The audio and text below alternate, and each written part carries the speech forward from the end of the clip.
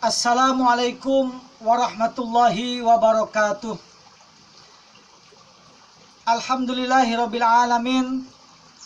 Wassalatu wassalamu ala sayyidina Muhammadin imamil anbiya wal mursalin wa imamil muttaqin wa imamil haniin wa ala alihi wa ashabihi ajmain. Sahabat-sahabat yang berbahagia, mudah-mudahan selalu dalam keselamatan dan lindungan Allah Subhanahu wa taala. Kalau kita lihat perjuangan Nabi Muhammad SAW ketika menyebarkan Islam di tanah Mekah, itu penuh dengan rintangan, penuh dengan halangan.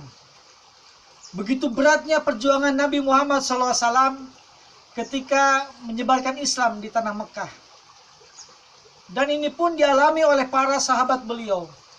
Sahabat-sahabat beliau pun banyak yang disiksa, banyak yang dicemooh, kalau sekarang dibully oleh orang-orang Quraisy pada saat itu. Nah, di antara para sahabat Nabi Muhammad SAW adalah Thalhah bin Ubaidillah. Sebelum masuk Islam, Thalhah bin Ubaidillah ini merupakan seorang saudagar yang cerdik, yang pandai berdagang, dan dia seorang yang dermawan juga. Pernah suatu hari Thalhah bin Ubaidillah ini berdagang ke daerah Syam. Setelah nyampe di Busra, dia didatangi oleh seorang. Kemudian orang itu bertanya pada para pedagang yang datang dari tanah Arab ini, adakah di antara kalian yang berasal dari Mekah? Nah, kata orang itu. Kemudian Thalhah ngacungkan diri, saya, Pak, ada apa? Kemudian kata orang yang bertanya itu, apakah di Mekah sudah muncul seorang yang namanya Ahmad yang akan menjadi penutup para nabi? Mendapat kabar itu, Thalhah bin Ubaidillah pada saat itu juga langsung pulang ke Mekah tanpa menghiraukan dagangannya.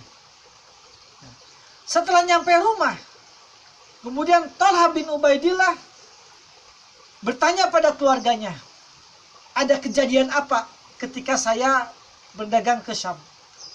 Kemudian oleh keluarganya diceritakan bahwasanya ada seorang yang bernama Ahmad atau Muhammad bin Abdullah bin Abdul Muthalib yang mengaku sebagai nabi dan menjadi penutup para nabi. Mendengar kabar itu, Thalhah bin Ubaidillah kemudian nanya lagi, siapa yang sudah menjadi pengikutnya? Kata keluarganya, Abu Bakar. Kata Thalhah, kalau Abu Bakar saya kenal, nanti akan saya samperin Abu Bakar itu. Kemudian Thalhah bin Ubaidillah mencari Abu Bakar, datang ke rumahnya. Setelah nyampe di rumah Abu Bakar, setelah bertemu dengan Abu Bakar, Thalhah bertanya ke Abu Bakar, apakah Muhammad bin Abdullah ngaku sebagai nabi? Iya, betul. Dan aku langsung percaya dan aku mengikutinya, kata Abu Bakar. Kemudian Thalhah berkata kepada Abu Bakar, antarkan saya kepada Muhammad. Diantarkanlah Thalhah bin Ubaidillah ke rumahnya Nabi Muhammad SAW. Kemudian setelah nyampe rumahnya, Thalhah menceritakan kejadian di Syam, dan pada saat itu juga Thalhah bin Ubaidillah masuk Islam, mengucapkan 2 kalimat syahadat. Nah, sahabat-sahabat yang berbahagia, sahabat Thalhah bin Ubaidillah ini merupakan as-sabiqun al-awwalin. Jadi kelompok-kelompok yang masuk Islam pertama pada saat itu. Dan cobaan yang menimpa Thalhah setelah masuk Islam itu sungguh berat sekali. Dia sama keluarganya dijauhin, bahkan disiksa sama orang-orang yang benci terhadap Islam. Pernah suatu saat Thalhah dan Abu Bakar ini disiksa oleh orang-orang Quraisy, tapi tetap Thalhah dan Abu Bakar tidak tergoyahkan imannya, sehingga dia dijuluki Al-Qarnain. Jadi dua setangkai yang tidak bisa dipisahkan. Nah, sahabat-sahabat yang berbahagia, sampai umat Islam pada saat itu melakukan hijrah dari Mekah ke Madinah, dan Thalha bin Ubaidillah ikut hijrah juga ke Madinah. Nah, peperangan itu selalu diikuti oleh Thalha bin Ubaidillah. Hanya perang Badar yang tidak diikuti oleh Thalha bin Ubaidillah, karena pada saat perang Badar Thalha bin Ubaidillah itu ditugaskan oleh Nabi Muhammad SAW dengan salah satu sahabat yang lainnya ke suatu tempat yang lain untuk tugas intelijen. Tapi Thalha bin Ubaidillah ini dimasukkan dalam daftar Ahlul Badar. Juga ada beberapa sahabat yang tidak ikut perang Badar, tapi dimasukkan dalam daftar Ahlul Badar. Sahabat-sahabat yang berbahagia, Thalha ini merupakan seorang yang dermawan, ya, kaya raya, dermawan. Pernah suatu saat dia habis menjual tanahnya dan uangnya itu numpuk sekali, sehingga dia berkata, ini uang kalau numpuk begini, gimana saya mau tenang ibadah? Akhirnya itu uang oleh Thalha bin Ubaidillah pada malam hari dibagikan ke penduduk Madinah sampai subuh. Sampai subuh belum habis juga itu uang. Kemudian dilanjutkan setelah subuh sampai siang, dibagikan ke penduduk Madinah sampai uang Thalha itu habis semua. Setelah habis barulah Thalha merasa lega, gitu. Karena dia tidak punya beban, gitu. Nah, sahabat-sahabat yang berbahagia, ketika perang Uhud terjadi, sahabat Thalha menjadi bagian dari pasukan Uhud pada saat itu, gitu ya. Dan pada saat itu umat Islam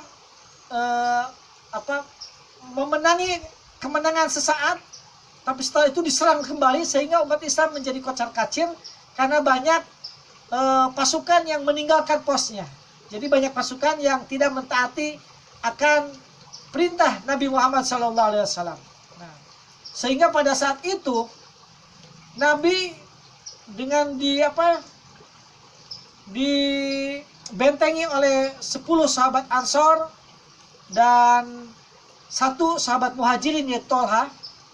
Jadi dibentengi agar orang-orang kafir Quraisy, gitu ya, oleh musuh-musuh tidak mendekati Nabi Muhammad SAW. Kemudian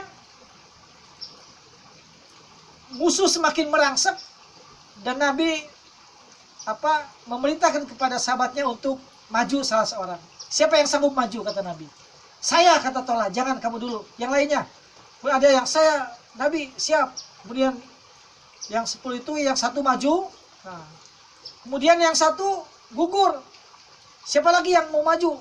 Saya, kata Thalha. Jangan, yang lainnya dulu. Kemudian yang lainnya maju. Sampai yang 10 itu sahabat Ansar menemui syahid semuanya. Nah, tinggallah Thalha bin Ubaidillah. Kata Nabi, sekarang bagian kamu untuk maju menghadang musuh-musuh. Majulah Thalha dengan pedangnya, dengan tumbaknya. Nah, kemudian pada saat itu sahabat Abu Bakar dan seorang sahabat yang lainnya berhasil mendekati Nabi dan menyelamatkan Nabi. Nah, kemudian setelah pertempuran selesai, Nabi dengan para sahabat mencari orang-orang yang syahid, dan di antara orang-orang yang syahid itu adalah ada Thalha bin Ubaidillah. Kemudian setelah didekati, ternyata Thalha bin Ubaidillah itu pingsan, ya, dan banyak luka-luka dan berdarah segar. Nah, ternyata hanya pingsan saja dan tidak meninggal. Sehingga Nabi berkata kepada para sahabat, kalau kamu ingin melihat orang yang syahid, yang berjalan di atas bumi, itu adalah Thalha bin Ubaidillah. Nah, sejak saat itu Thalha terkenal dengan sebutan Asyahidul Hayy. Jadi syahid yang hidup. Nah, sahabat-sahabat yang berbahagia, juga Thalha terkenal dengan julukan Elang di Gunung Uhud. Karena ketika orang membicarakan perang Uhud, itu Abu Bakar selalu berkata, perang Uhud itu miliknya Thalha bin Ubaidillah. Masya Allah, karena kegigihan beliau, karena perjuangan sahabat Nabi bisa diselamatkan. Nah, sahabat-sahabat yang berbahagia, kemudian Nabi, singkat cerita, Nabi wafat digantikan oleh sahabat Abu Bakar Siddiq. menjadi khalifah pertama. Kemudian sahabat Abu Bakar meninggal, digantikan Umar, sahabat Umar radhiyallahu an. Kemudian sahabat Umar meninggal, digantikan oleh sahabat Ali bin Abi Thalib. Nah, pada saat kekhalifahan sahabat Ali bin Abi Thalib, ini terjadilah perang Jamal, yaitu perang unta ya. Nah, pada saat itu yang berperang adalah Muslim lawan Muslim, gitu ya. Karena adanya fitnah, adanya politik adu domba agar Muslim sama Muslim itu saling berperang. Satu pihak itu kelompok sahabat Ali bin Abi Thalib, satu pihak lagi yaitu kelompok Sayyidah Aisyah, ya, istri Nabi, dan Tolhah dan sahabat Jubair. Nah, ketika sudah ketemu ini dua pasukan dan sudah ada yang jadi korban, sahabat Ali sampai nangis untuk melakukan islah. Nah, untuk melakukan islah, dia menceritakan bagaimana perjuangan Islam pada saat itu ketika berjuang bersama Tolhah, bersama Jubair dan yang lainnya. Kemudian terjadilah islah dan Sayyidah Aisyah dikembalikan ke Madinah dan yang lainnya itu diobatin yang luka-luka. Dan pada saat itu menurut satu riwayat, ketika Tolhah kembali ke pasukannya, ada pasukannya yang berkhianat gitu, yang benci akan perdamaian, sehingga Tolhah itu dipanah gitu ya, kakinya, dan panah itu mengandung racun. Dan pada saat itu Tolhah kena racun dan syahid gitu ya. Jadi wafat ketika peperangan Jamal. Nah, sahabat-sahabat yang berbahagia, dari kisah Tolhah bin Ubaidillah ini kita bisa mengambil hikmah. Kita diajarkan untuk menjadi seorang yang dermawan, kita diajarkan untuk menjadi seorang yang jujur, yang tanggung jawab. Juga kita diajarkan agar kita jangan sampai mau untuk diadu domba, kita jangan sampai mau untuk difitnah ya. Apalagi kita hidup di NKRI ini, di Indonesia. Indonesia dibangun itu atas berbagai macam agama, atas berbagai macam suku, bahasa, bermacam-macam ya, majemuk di Indonesia ini. Tentu kita diajarkan oleh Nabi Muhammad SAW, oleh para pendahulu kita, untuk saling menghormati, untuk saling menghargai, untuk saling menolong antar sesama. Insya Allah kalau keutuhan ini kita bangun, kebersamaan ini kita bangun, insya Allah Indonesia akan semakin jaya, Indonesia akan semakin hebat. Semoga bermanfaat. Akhirul kalam. Wassalamualaikum warahmatullahi wabarakatuh.